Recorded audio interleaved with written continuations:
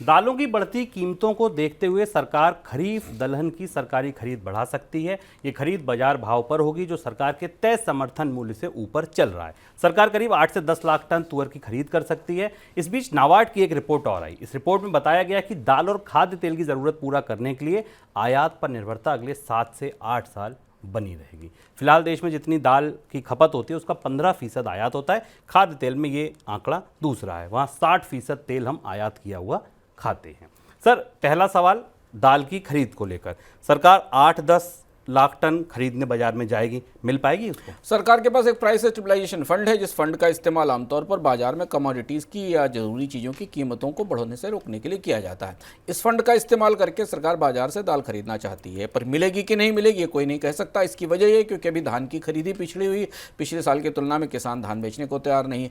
दाल की कीमतें लगातार ऊपर बनी हुई हैं, सरकार ने इम्पोर्ट भी खोल रखा है, इसलिए इस बात की संभावना कम है कि बाजार में सरकारी खरीद में दाल की कीमत दाल सरकार को उपलब्ध हो सके, क्योंकि बाजार की कीमत सरकार के प्रोक्योरमेंट प्राइस से ऊपर है, ऐसा लग रहा है। लेकिन कोशिश यह है कि इस तरीके का इशारा देकर सरकार बाजार में कीमतों को थोड़ा बढ़ने से रोकना चाहती है। एक साइकोलॉजिकल फैक्टर होता है बाजार में सरकार की एक्टिविटी से, ऐसा लगता है कि सरकार के भंडार में दाल दिखनी चाहिए। सर, नाबार्ड की रिपोर्ट में जो आयात पर निर्भरता बनी रहने की आशंका जताई गई है, क्या वजह बताई गई उसकी? नाबार्ड की रिपोर्ट काफ़ी महत्वपूर्ण है और ये हमें बता रही है कि 2030 तक भारत अपनी 2 महत्वपूर्ण खाद्य उत्पादों के लिए आयात पर निर्भर रहेगा, और ये परोक्ष रूप से भारत में इन दोनों फसलों का उत्पादन बढ़ाने की जो कोशिशें हाल फिलहाल के वर्षों में की गई, उनकी कहीं ना कहीं सीमित सफलता को भी स्थापित करती है रिपोर्ट बता रही है कि करीब भारत अपनी ज़रूरत का 15% के आसपास दाल का आयात करता है, और इतना ही दाल का आयात करना पड़ेगा क्योंकि भारत का घरेलू दलहन उत्पादन नहीं बढ़ पा रहा है। हमने 2-3 साल में काफ़ी कोशिशें देखी, इससे पहले भी कोशिशें देखी,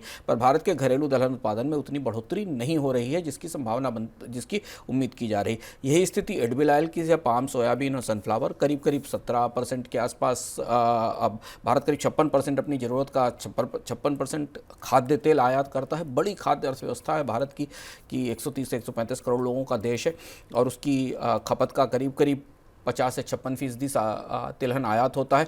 यहाँ भी भारत की निर्भरता साउथ ईस्ट एशिया के देशों पर रहने वाली है। ये रिपोर्ट एक तरह से इस बात की तरफ इशारा करती है कि भारत में दलहन की खेती में और तिलहन की खेती में कोई टेक्नोलॉजिकल ब्रेक थ्रू नहीं हुआ है, कोई बड़ी तकनीक नहीं बदली है, कुछ ऐसा चमत्कार नहीं हुआ है जिससे कि हम अपने उत्पादन को बढ़ाकर आयात पर निर्भरता कम कर सकें।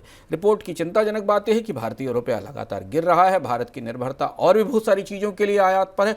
खाद्य अर्थव्यवस्था की बुनियादी चीज़ें, थाली की बुनियादी चीज़ें, दाल और खाद्य तेल के लिए भी हमारी आयात की निर्भरता 2030 तक बनी रहेगी। जो भी मिशन हाल फिलहाल में रखे गए दाल या तिलहन को लेकर, उनके नतीजे आयात कम करने में सहायक साबित नहीं हुए।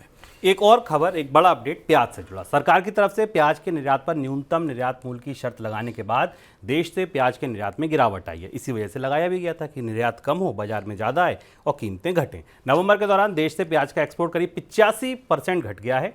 नवंबर में अब तक 20,000 टन प्याज का निर्यात नहीं हो सका है, जबकि पिछले साल 1 लाख टन से ज़्यादा, बल्कि 1.25 लाख टन से भी ज़्यादा एक्सपोर्ट हो चुका था। सरकार ने अक्टूबर में न्यूनतम निर्यात मूल्य की शर्त लगाई थी और ये शर्त फिलहाल दिसंबर तक लागू है।